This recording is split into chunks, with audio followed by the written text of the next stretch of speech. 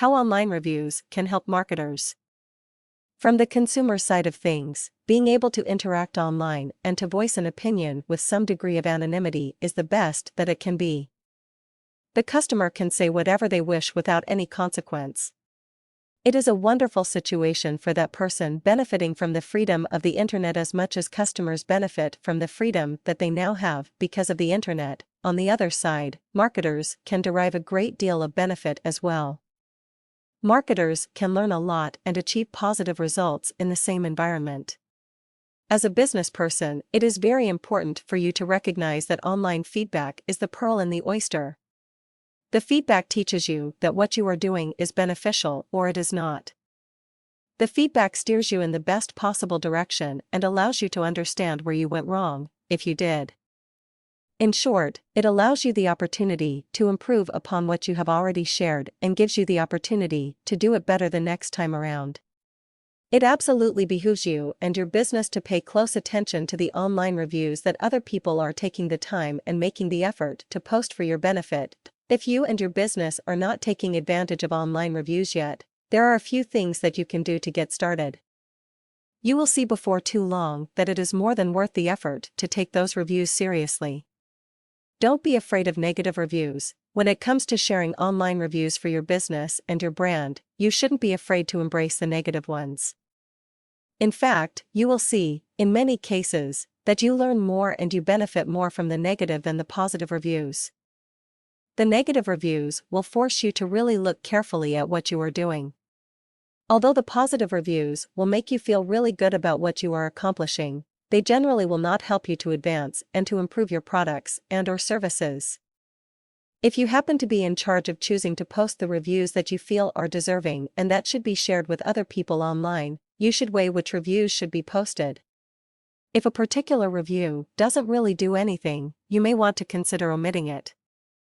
Put your customer review form in a strategic place. When you are deciding where to place your customer review form, you should think about the impact that it will have on your customers online as well as the perception that is created by the placement of that form.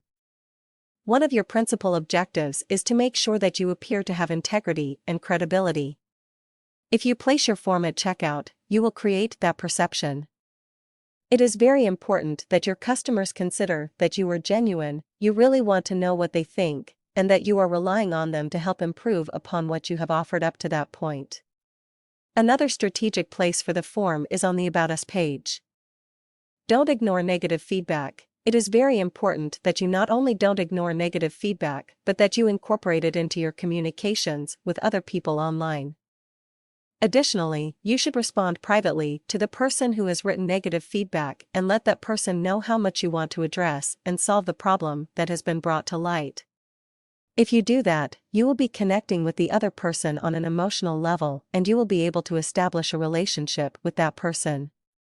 If you think about it for a second, that has been one of your main goals since you started your business. In general, no business can just sit back after presenting the original offerings. There is a constant need to improve upon what has already been offered. That is the only way to continued, increasing success. Connect with your customers in a human way. Your communications with the other people should be as personal as possible without losing the professional connection. Human beings connect with each other with feelings. You must remember to connect with them as people before you can consider establishing any other sort of connection with them. Of course, you must establish a relationship with the other person in order for you to do business with him or her, but the feelings must come first. When it comes to receiving feedback from the other person, you should treat that feedback as personally as you can. After all, it is based on the feelings and the reaction that the other person has to something that you have shared. It is definitely to your benefit to do so. Connect with review websites and social media channels. It is one thing to receive feedback directly from your customers and prospective customers. It is another thing entirely to receive feedback from third parties. You may be able to learn even more if you don't have a personal connection with the person who is leaving the feedback. If you do that, it gives other people the perception that all you care about is improving your offerings and providing a better product and/or service. It will shoot your credibility rating to the stars. Don't be surprised if your traffic increases exponentially after that.